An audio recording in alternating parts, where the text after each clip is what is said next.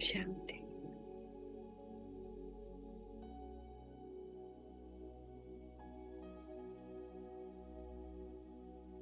Om Shanti.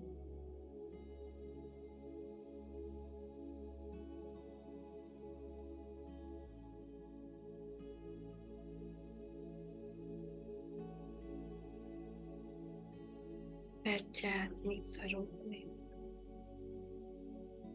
Light की body में, अव्यक्त फरिश्ता में।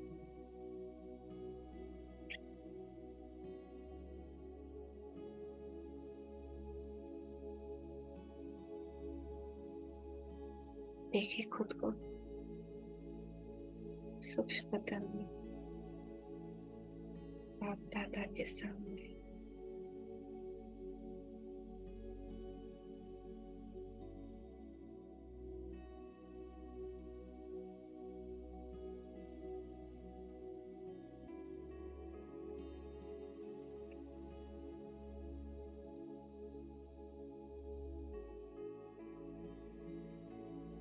बाबा का वरद हस्त हमारे सर पे, मस्तक पे, और बाबा दृष्टि दे रहे हैं।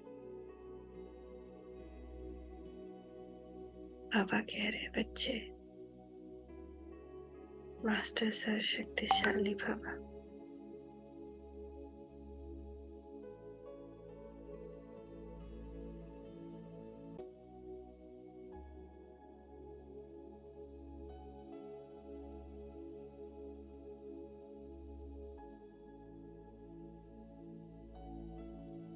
मीठे बाबा, पहले ही आपने कितनी जादू कर दी है। जहाँ चारों तरफ मारा मारी थी, हम बच्चे आपकी छत्र छाया में सुरक्षित रहे।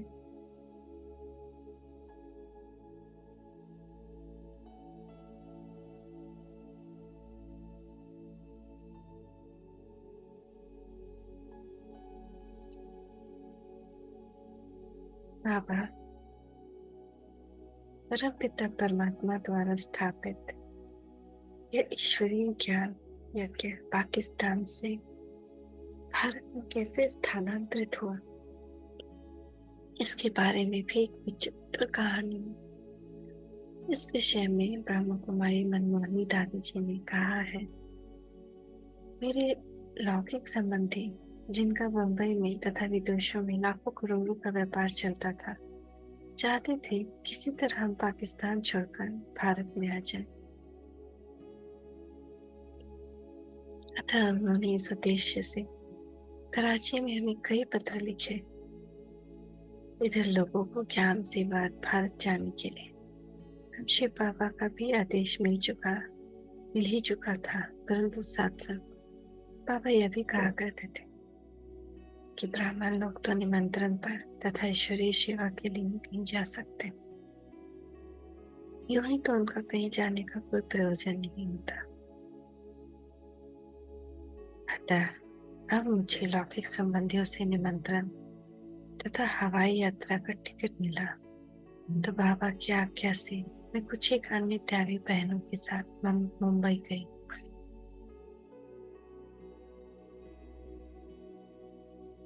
लौकिक संबंधी हमारे स्वागत के लिए हवाई अड्डे पर आए हुए थे।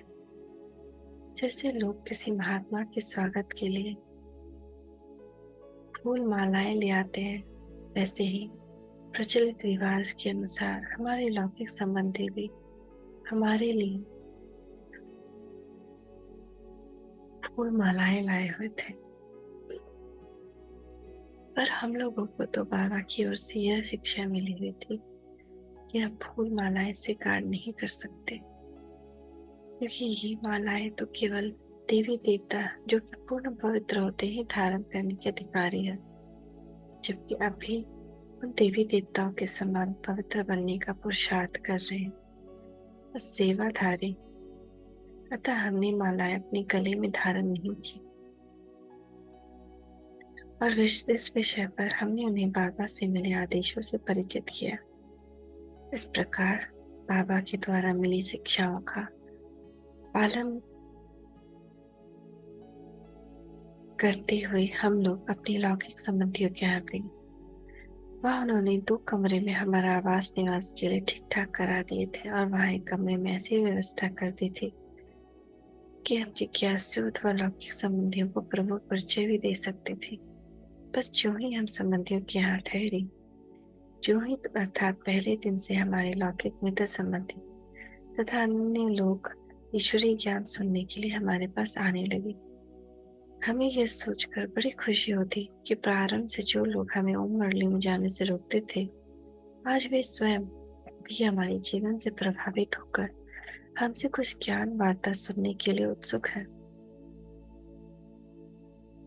हमारी खुशी का एक और भी कारण था। आप हमें सदा कहते रहते थे, बच्ची, यह एक युक्ति है, पहले अपनी लौकिक घर वालों को सुख देना चाहिए। Charity begins at home. अतः उस नीति वचन के अनुसार आप वत्सों को भी पहले अपने संबंधियों की ज्ञान सेवा करनी चाहिए। आप यह भी कहा करते थे कि ब्रह्म कन्या वह है जो अपने पियर और ससुराल दोनों को ताड़ती है। वाह बाबा वाह। अर्थात यदि कोई ब्रह्म पुत्र ईश्वरीय ज्ञान प्राप्त करने से पहले विवाहता थी, तो अब कुमारी व्रत धारण करके वह अपने मायके वालों को तथा ससुराल वालों को भी ईश्वरीय ज्ञान द्वारा अतीन्द्रिय सुख देने का यत्न करती। अतः अब अपने संबंधियों की ज्ञान सेवा करते हुए हमें ऐसा महसूस होता था कि हम अपने कर्तव्य तथा उस ईश्वरीय आदेश का पालन कर रहे हैं। हम लगभग 2 मास उन संबंधियों के यहाँ ठहरे जिन कमरों में हम ठहरे थे। उसे छोड़कर हम 2 मास की अवधि में और कहीं भी नहीं गए। हमारे दैहिक संबंधी कार्य ले आते थे और हमसे अनुरोध और स्नेह से कहते थे कि बम्बई देखने जैसा शहर है, चलो आपको दिखा लाए। परंतु हम कभी भी मुंबई घूमने के लिए नहीं गए, क्योंकि एक तो हमें इसके लिए कोई रुचि नहीं थी और दूसरा हमें तो अभी सारा संसार एक माया नगरी अथवा निस्सार लगता था। अतः हम उनसे कहती थी कि हमें सत्य का वही भारत भी देखा है जो धर्म भूमि और देव भूमि था और जहाँ सोने चांदी के महल थे तथा राजा प्रजा सभी सुखी थे। उसकी तुलना में आज का यह भारत या बम्बई क्या है? यह तो कूर खंड अथवा मायावी बन गया है। तभी तो ज्ञान प्राप्त होने पर कवि ने लिखा है, धर्म भूमि यह कूर खंड हो गई, बन गए पूज्य आज पुजारी। निर्विकारिता स्वप्न बन गई और सभी बन गए भिखारी। भोग भोग की बात रह गई, डसे हुए है सबको माया। एक मूर्छना में सब व्याकुल, बैठ मान स्वयं को काया। कोई कहता सभी ईश है, फिर भगवान नहीं। जितने मुंह उतनी ही बातें, कोई सत्य प्रमाण नहीं। बाबा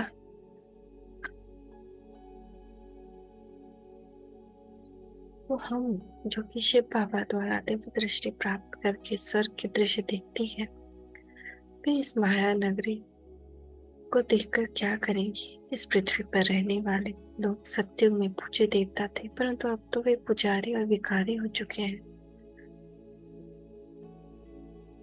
इस प्रकार की बातें कहकर हम उन्हें टाल देते।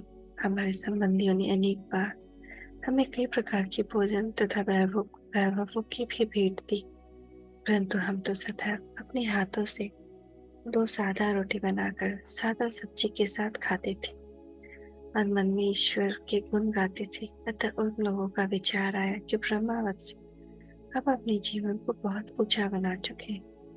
न तो इन्हें घूमने फिरने का शौक है और न खाने पीने का चस्का है। इनके जीवन में त्याग और उच्च भावना है।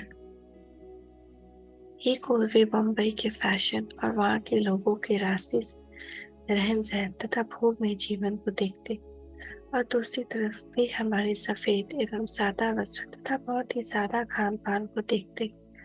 तभी ब्रह्मा वत्सों के त्याग से प्रभावित होते, तभी हमें वापस कराची जाने न देते। परंतु हमें तो वापस जाना ही था।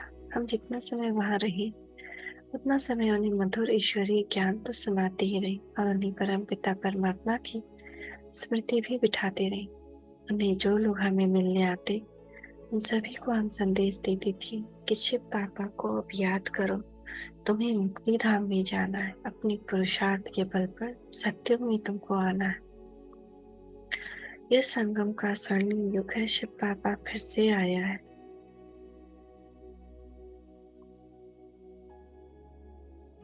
ब्रह्मा मुख से शिव बाबा ने वही गीता ज्ञान सुना है।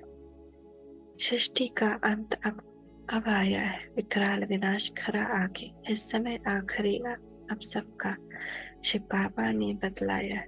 पांडव शिव शक्ति सेना की रणभेरी अब फिर बजती है। शिव बाबा के नेतृत्व में फिर माया को मार भगाना है। शिव बाबा को अब याद करो, तुम्हें मुक्ति धाम में जाना है।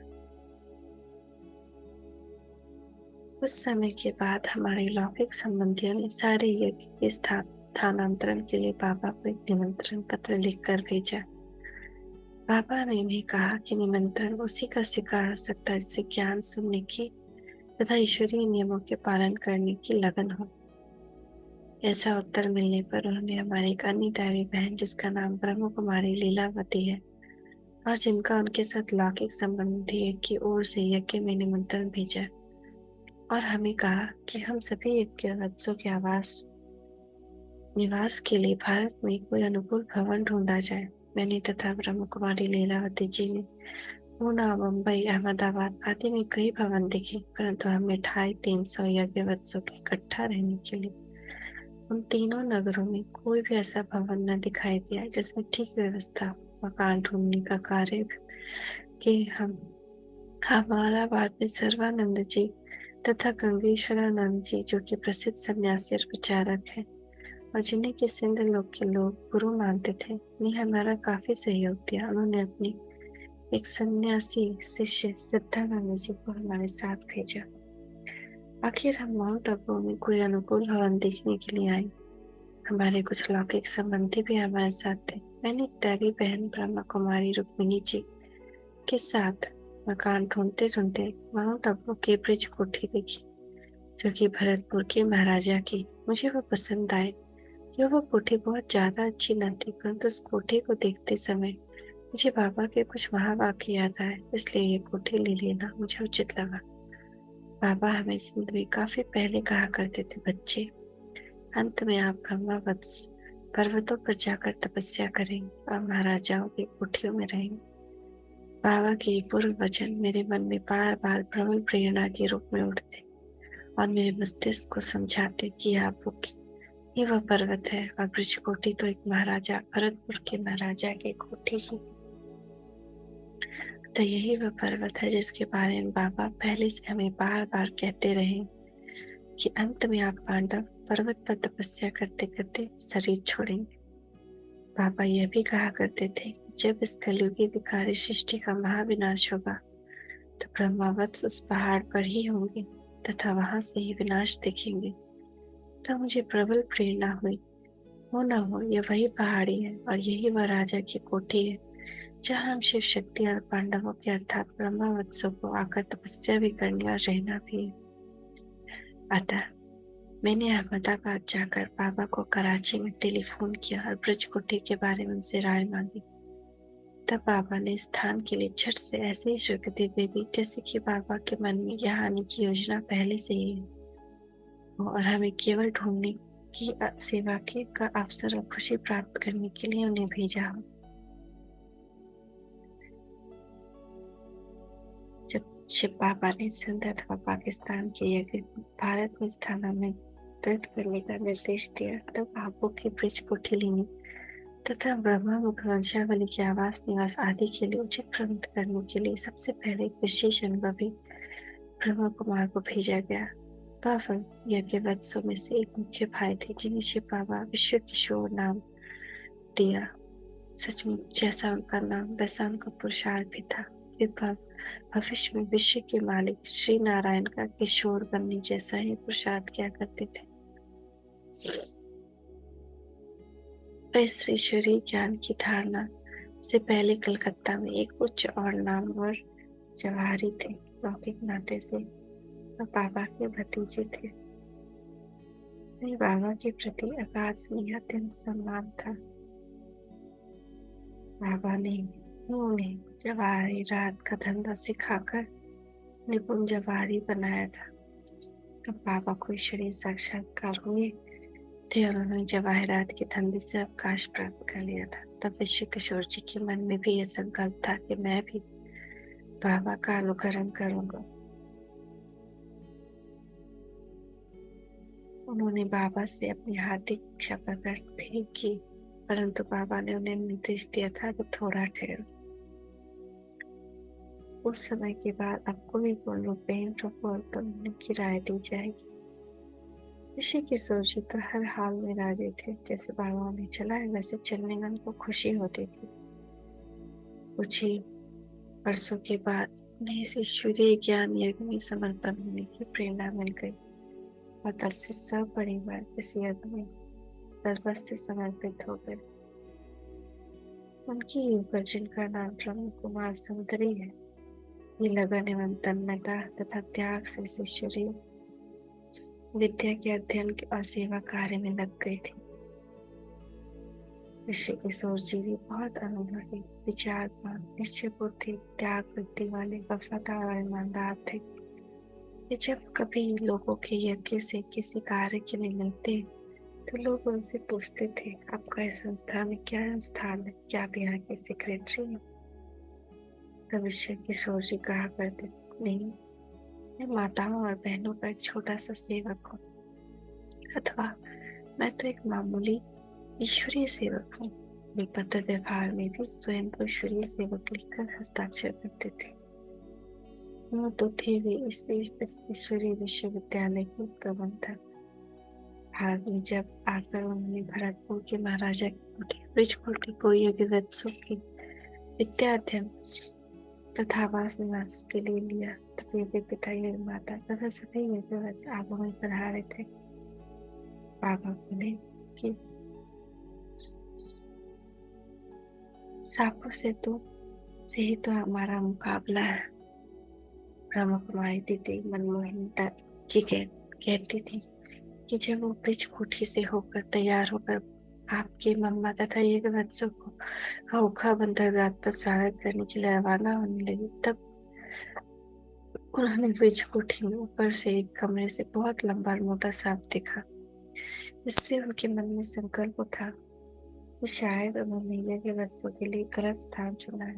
अतः जब वो ओखा बंदरगाह पर बाबा मिली तो उन्होंने आपके कानों में धीमी स्वर में कहा, बाबा, हमने जो स्थान लिया है वहां तो सांप है। उन्होंने बाबा को यह बता देना अपना कर्तव्य समझा था।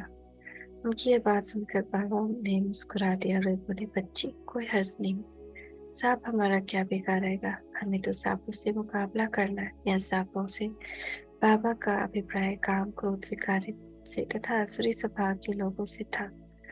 बाबा के इन शब्दों को सुनकर उनके मन में संतोष हुआ और वे अपने आप से कहा कि चलो, आपने स्वयं ही अब इस स्थान को पसंद किया है। उनका ध्यान इस बात की ओर भी किया कि आप हमारी अवस्था को बिल्कुल स्थिर और अभय बनाते हैं। जब सभी यज्ञवश आबू पर्वत पर पहुंचे तब उनके मन में भी यह विचार चला, पता नहीं आबू को यज्ञ के लिए क्यों चुना गया है। परंतु समयांतर में शिव बाबा ने ज्ञान मुरलियों में समझाया कि कैसे 5000 वर्ष पहले भी यहाँ ही आदिदेव ब्रह्मा और आदि देवी सरस्वती ने अपने वत्सों सहित तपस्या की थी, जिसके यादगार के रूप में यहाँ विश्व का अति सुंदर तलवाड़ा मंदिर है, अम्बा जी का मंदिर, अधर देवी का मंदिर, कवारी कन्या का मंदिर तथा अचलगढ़ का मंदिर बना हुआ है। और यहाँ एक इतिहास प्रसिद्ध यज्ञ कुंड भी है, जिसके बारे में दंत कथा है कि इस यज्ञ में सूर्यवंशी राजकुल के पूर्वज निकले थे। अब सभी युवकों को ये जानकर और देखकर खुशी हुई कि एक और दिलवारा में हमारी कल पहले वाली पार्थिव यादगारें हैं और दूसरी ओर हम अपने दैवी माता पिता के साथ अथवा आदि देवी के साथ इसी पर्वत पर वही 5,000 वर्ष पहले की तरह ज्ञान यज्ञ कर रहे हैं और सूर्यवंशी महाराजा बनने का पुरुषार्थ कर रहे हैं। तभी तो कवि की लेखनी से निम्नलिखित पद अंकित किए गए। आँख खोल देखे दिलवाड़ा, खोले मन का बंद किवाड़ा। मंदिर के देवी की प्रतिमा, ब्रह्म वत्सों की ही प्रतिमा। मंदिर की प्रतिमाओं का जीवंत रूप मधुबन में देखा। आदि पिता जगदम्बा के संग इन्हीं तपस्या में रत देखा। अग्नि कुंड का गुह्य राज है, जान चुका ब्राह्मण समाज है। शिव ने जिसको रचा आज है, रुद्र ज्ञान पर हमें नाज है। संगम का सुवर्ण ब्राह्मण इसी यज्ञ में अर्पण होकर स्वाहा करके निष्ठन मंदन अश्वमेघ को करता पूर्ण। जीवन की इन आहुतियों से माँ सरस्वती ब्रह्मा ब्राह्मण सत्युग में जाकर बनते हैं ये श्री लक्ष्मी श्री नारायण। अब सिंध में स्थानांतरित होकर सभी यज्ञवत्स आबू में वृक्षपोठी में आकर रहने लगे थे। वे ईश्वरीय विद्या अध्ययन तथा प्रभु स्मृति में लवलीन रहते थे। प्रतिदिन प्रातः में ईश्वरीय ज्ञान की मधुर मुरली सुनाकर अतीन्द्रिय सुख देने वाले बाबा उन्हें प्रायः सैर करने तथा पर्वतों पर चढ़ने भी अपने साथ ले जाते थे। जब सभी यज्ञवत्स निक्कर और रबड़ के बूट पहने हुए सब समूह में ब्रिज कोठी से निकलकर डैम लेक, नकीले तथा आदि की ओर जाते तो स्थानांतरित लोग निस्तब्ध होकर उन्हें आप अलग देखते रहते कि शक्ति दिल कहाँ से आ गया। उनके मन में प्रश्न उठता कि हम कोई स्वप्न तो नहीं देख रहे। उन्हें कभी भी इतनी संख्या में कन्याएं माताएं कोई स्फूर्ति से वेग से दौड़ते चलते पर्वत पर चढ़ते नहीं देखा था। जब इतने सारे सफेद वस्त्रधारी यज्ञवत्स पर्वत पर चढ़ रहे होते थे तब वह दृश्य देखने बनता था। मार्ग पर चलते लोग वहां से खड़े एक टिक देखते रहते जब तक कि वत्सों का समूह उनकी दृष्टि में ओझल न हो जाता। परंतु दर्शकों को थोड़ी मालूम था कि गुप्त वेश में यही शिव शक्तियां अथवा यही राजऋषि। उन्होंने तो सुन रखा था कि शक्तियां तलवार, तीर, कवच आदि से सजी होती हैं और असुरों से युद्ध करती हैं। परंतु सर्वोच्च सच्ची शिव शक्तियां तो कहती थी, है कवच हमारा सहज योग। हम सजी ज्ञान तलवारों से दिन रात युद्ध करती रहती माया की 5 विकारों से। अपना यह युद्ध अलौकिक है। हम तो माया को मार रहे, वह काम शत्रु या क्रोध शत्रु सब एक एक कर हार रहे। यह मनोजगत का महायुद्ध, इसमें हिंसा की बात नहीं। मर्जी व बच्चे ब्रह्मा के हम करते कोई घात नहीं। ब्रह्म कुमारी कुमारिका जी दादी प्रकाश मुनि जी, जो कि उस समय ईश्वरीय विश्वविद्यालय की मुख्य प्रशासिका थी, कहते हैं कि आप हम वत्सों को जब पहाड़ी पर ले जाते तो आपकी आयु तब 70 वर्ष से अधिक होते हुए भी आपकी रफ्तार सभी से तेज होती थी। पर्वत पर चढ़ने वालों में वृद्ध माताएं भी होती थी और छोटी आयु के वो भी, परंतु आपके साथ होने के कारण सब इतने खुश होते थे और पर्वत पर ऐसे हंस से चढ़ते थे कि पता नहीं वहां जाकर उन्हें शायद स्वर्ग की प्राप्ति होगी। पर्वत पर चढ़कर आप मम्मा वहां सभी वत्सों को ईश्वरीय ज्ञान की रमणीक रहस्यों से बहलाते। आप उन्हें प्रतिवत माते वत स्नेह देते तथा उन्हें योग में बिठाते थे। आप कहते, देखो अब हम बेहद में आ गए। वह वातावरण इतना स्वच्छ और शांत है। देखो इस वातावरण में शिव बाबा को याद करने में कितना आनंद है। सभी बच्चे अंतर्मुखी होकर बैठे उस मोस्ट बेटा प्रिय बाबा की याद, जिसने हम सबको ज्ञान की नींद में जगाकर इतना कुछ बनाया है और सृष्टि के आदि मध्य अंत का रहस्य समझाया है। ऐसे कहते कहते ब्रह्मा बाबा के नेत्रों से प्रेम का समुद्र एक अनूठी झलक देता था। आप शिव बाबा की मधुर याद में तन्मय हो जाते और सामने बैठे सभी यज्ञवत्सों को अपनी योग दृष्टि से योग स्थित कर देते। कुछ एक वत्सों ध्यानावस्था में ही चले जाते। उस अवस्था में उन वत्सों के नेत्र बंद होते और वे वहीं ऐसे रास करते करने लगते, जैसे कि किशोर अवस्था में वाले श्री कृष्ण उनके सामने और वे वत्स उनकी उंगली पकड़कर उनके साथ रास कर रहे हैं। रास करते करते कई बार वे पहाड़ी के आखिरी सिरे पर भी से गुजरती थी, इसलिए कई बार दूसरे वत्सों को ऐसा संकल्प आता था कि ये रास करने वाली बहन कहीं पहाड़ी से गिर न पड़े, परंतु यह उनका भ्रम था, क्योंकि जो दिव्य दृष्टि के वरदान को पाकर दिव्य मुक्त श्री कृष्ण के साथ रास कर रही हूँ तथा जिसे प्रभु का सहारा प्राप्त हो, भला नीचे कैसे गिर सकती थी। वह एकांत स्थान था जहाँ के संसार के लोगों की न आवाज थी, न विकारी लोगों की उपस्थिति। ईश्वरीय ज्ञान का श्रवण, योग का अभ्यास अथवा अपने रूहानी पिता से आत्मिक बातें ऐसी सुखमय लगती थी जिनका वर्णन शब्द नहीं कर सकते। कई बार बाबा सभी को कहते, बच्ची दो या तीन बहनें मिलकर आपस अलग अलग पहाड़ी पर जाकर ईश्वरीय स्मृति में बैठो तथा ज्ञान का मंथन करो। जैसे गाय चारे खाने के बाद जुगाली करती, वैसे आपने भी जो ज्ञान सुना है इस पर विचार सागर मंथन करो। इस प्रकार जब सफेद वस्त्रधारी ब्रह्मा कुमार और कुमारी आबू पर्वत की ऊंची चोटी पर बैठे होते तो नीचे से ऐसे मालूम होता था जैसे सफेद सफेद बादल इस पर्वत को ढके हुए हैं। वे जब पंक्ति बांध कर एक दूसरे के पीछे पर्वत चढ़ रहे होते तो नीचे सड़क पर जाने वाले को ऐसा लगता जैसे आकाश में कुंजों का समूह पंक्ति में उड़ता जा रहा हो। बहुत बार आप बच्चों को खिलाने पिलाने का सामान भी साथ लेकर जाते। वे प्रातः काल के बाद बहुत ही स्नेह और रुचि से चैम्बर में कहते, आज बाबा बच्चों को पिकनिक कराएंगे। मीठे बच्चों, आज अभी अभी हम पहाड़ी पर चलेंगे, वहाँ शिव बाबा की मधुर स्मृति में भी बैठेंगे, ज्ञान की चिटचाट भी करेंगे और फिर बाबा अब प्यारे बच्चों को अपने हाथों से टोली खिलाएंगे। बच्चे फैमिली सत्संग है अथवा गॉड फादरली यूनिवर्सिटी है, जैसे लौकिक परिवार में बूढ़ा बाप अथवा दादा बच्चों के साथ बैठकर उन्हें कहानी सुनाता, शिक्षा सावधानी देता तथा प्यार से खिलाता पिलाता भी। ऐसे ही यह सभी आत्माओं का बाप शिव बाबा तथा दादा आप ब्रह्मा बाबा भी अपने बच्चों की आत्माओं के जन्म पुनर्जन्म की कहानी सुनाता है। आप सबको बहुत ही सिकिलत है, बहुत ही चाव और बहुत समय बाद मिले वे बच्चे हो जो कि गर्भ के बाद बाप से आन मिले हो। वह तो प्यार का सागर आप बच्चों को स्वयं ही खिलाएगा और बहलाएगा। वह तो निराकार है, उसका अपना तो कोई शरीर नहीं, इसलिए उसने इस दादा का शरीर उधार पर लिया था। इन हाथों से बहुत ही जिगरी स्नेह से बाप के मुख्य में इस यज्ञ की शुद्ध टोली देगा, जिस यज्ञ में के पवित्र ब्रह्मा भोजन के एक एक कण के लिए देवता भी तरसते हैं। बच्चे आप बहुत सौभाग्यशाली हो जिन्हें बाप परम पिता परमात्मा सिर्फ स्वयं प्यार से खिलाता और पढ़ाता भी है।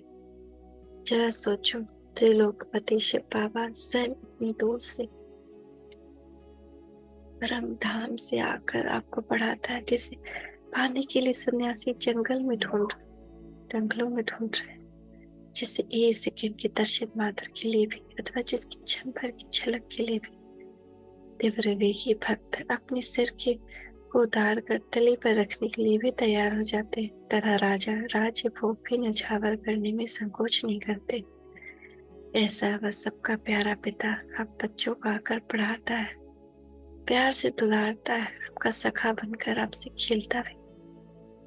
प्रभु मिलन के इस जीवन का तो यही गायन शास्त्रों में, परंतु दुनिया आपको साधारण और गुप्त वेश में नहीं पहचान सकती, न ही उस पिता को पहचान सकती है, क्योंकि आज मनुष्य की आंखों पर विकारों का मोटा पर्दा चढ़ा हुआ है और उनकी दृष्टि तो केवल देहों की ओर देख सकती है। तो चलो बच्चे, तैयार हो जाओ, चलो पुरुषोत्तम पुरुषोत्तम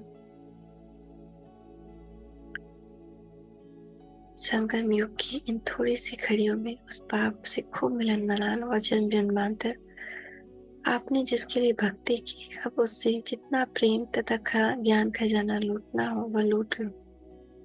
इस प्रकार नारायणी नशे से सरोवर करके ईश्वरीय मस्ती के विमान में चढ़ाकर तथा मधुर मुस्कान, प्रेम और योग के तेज से चमकती हुई आंखों से निहारते हुए मीठे मीठे बच्चे इन शब्दों के दुलारते हुए, बाबा आप किसी को उंगली दे करके, किसकी उंगली स्वयं पकड़ करके, किसी के बारे में पूछते हुए, किसी को पीछे मुड़कर हर्ष से निहारते हुए ले चलते।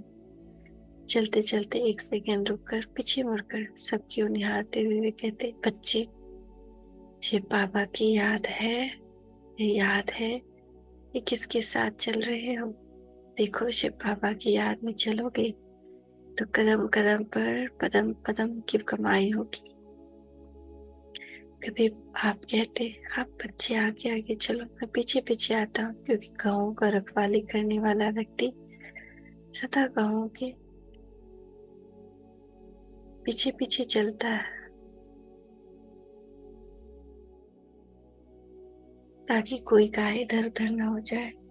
कभी वो आप कहते, आप पीछे पीछे चलो, मैं आगे आगे चलूंगा, क्योंकि पंडा सदा आगे चलता है, रास्ता दिखाता है और यात्री उनके पीछे पीछे चलते हैं। इस प्रकार की मीठी मीठी नित्य नई नई ईश्वरीय ज्ञान की मधुर मुरली से आप सभी को मस्त करते रहते। कभी आप इन माता रूपी गाँवों का गोपाल तथा रक्षापाल बन जाते, और कभी आत्माओं को परम धाम तथा वैकुंठ की यात्रा पर ले जाने वाला पंडा बन जाते। कभी उनका हाथ पकड़कर चल रहे होते तो अचानक ही पुचकार कर पूछते, बच्ची किसका हाथ पकड़ा हुआ है, शिव बाबा का या ब्रह्मा बाबा का? बच्ची कभी हाथ छोड़ेगी तो नहीं, जानती हो इसका हाथ पकड़ने से कहाँ पहुंच जाओगी? फिर दूसरे ही क्षण आप किसी से पूछ लेते, बच्चे किसके साथ चल रहे हो? वह बोलता बाबा के साथ। तो बाबा कहते, हाँ बच्चे, परंतु ये याद है कि इस बाबा से क्या वर्षा मिलता है, उस वर्षे की खुशी में चलते चलना। देखो शिव बाबा आप बच्चों को राजयोग सिखाकर राजाओं का राजा बनाता है।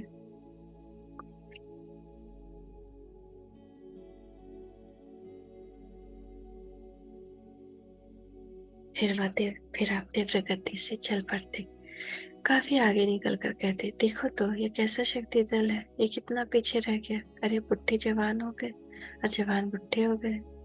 फिर वे समझाते कि इस तन में दो इंजन है, एक इंजन ब्रह्मा का, दूसरा इंजन शिव बाबा अर्थात परमपिता परमात्मा, इसीलिए आप तेज चलते हैं। फिर जानबूझकर वो चतुर सुजान बच्चों से हंसी विनोद करने के लिए अपने कठिन रास्ते से पहाड़ियों पर ले जाते। कुछ माताएं भारी अथवा वृद्ध शरीर होने के कारण न चढ़ सकती तो कहती, बाबा बाबा ठहरो बाबा, ये कहाँ ले जा रहे हो, यहाँ तो चढ़ने की जगह ही नहीं, ये तो गोल गोल सा पत्थर है, इसे पकड़े कहाँ से और इस पर पाँव कहाँ से टिकाए? तब आप ऊपर से पत्थर पर खड़े होकर उन्हें हाथ देकर ऊपर चढ़ने के लिए सहारा देते। देखो तो सबके दिलों का सहारा प्रभु उन्हें इस बहाने से पापा पापा याद करने की टेर डालते। चढ़ते चढ़ते कई एक सा सांप चढ़ जाता। वे कहते, पापा बस करो, अब आगे मत जाओ, आप प्यारे पापा आज इस पहाड़ी पर ही बैठेंगे। कभी बाबा उनकी बात मान लेते तो वे खुश हो जाते कि देखो बाबा हमारी बात मानते हैं। कभी बाबा न मानते तो वे गोपियाँ उज्जत से कहती, देखो तो बाबा हमारी बात मानते ही नहीं। इस प्रकार वे मीठा सा उलाहना देते। इस तरह बाबा आप हर कर्म में दिव्य चरित्र भरे हुए होते, हर बात में दिव्य स्नेह और कल्याण की भावना भरी होती थी। बच्चे बूढ़े माताएं कन्याएं सभी आपकी मीठी ज्ञान मुरली से उनके दिव्य चरित्रों से अपने जीवन में हर्ष भरते चल रहे थे। वाह वाह वाह वाह, कितना तेज, कितनी रमणीकता, कितना ज्ञान, कितना योग, कितना प्यार, कितना दुलार। ऐसा कोई रस ही नहीं जो आपने अपने बच्चों को अनुभव नहीं कराया। पापा कितने सौभाग्यशाली हैं बच्चे, कैसे शुक्रिया अदा करें आपका पापा। शुक्रिया पापा, शुक्रिया, बहुत बहुत कोटि कोटि शुक्रिया। ओम शांति, ओम शांति, ओम शांति।